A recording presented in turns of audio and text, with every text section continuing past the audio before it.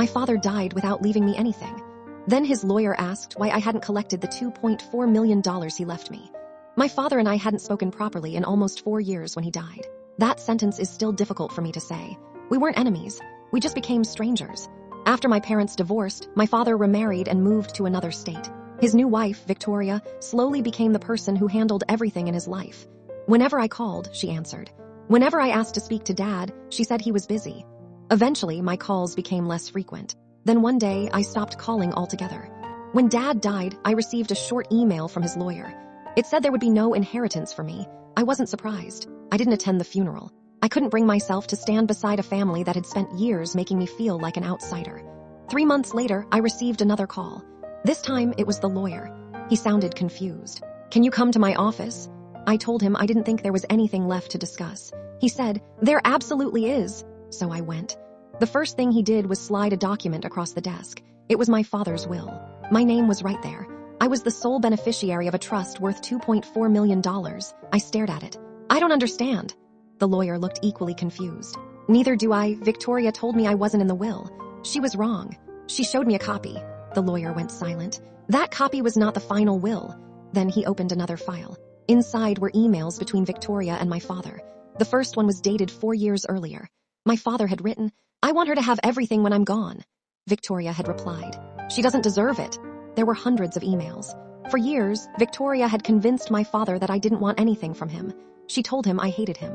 She told him I had said his new family was disgusting. She even created fake messages from my phone.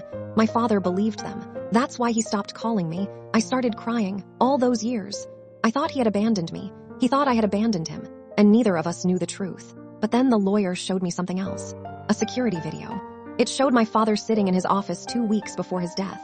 He looked extremely ill. He was speaking directly into the camera. "If you're watching this, I'm probably gone. I need you to know something. I tried to contact you. I failed. I was told you wanted nothing to do with me. I believed it." He paused. "I was wrong." I covered my mouth. "I should have come to you. I should have asked you myself. I'm sorry." Then he said something that broke me. "If you ever find out what happened, don't spend your life hating Victoria. She made terrible choices, but I allowed her to make them." The video ended. I couldn't stop crying. The lawyer then told me Victoria had been arrested. She had attempted to change the trust documents after my father's death.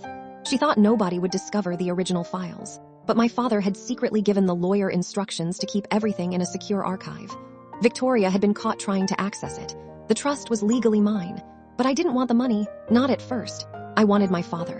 I wanted one more phone call, one more argument, one more chance to ask him why he stopped loving me. But eventually, I accepted the inheritance. Not because $2.4 million could repair 4 lost years. It couldn't. I used part of the money to buy the house my father and I had lived in when I was a child.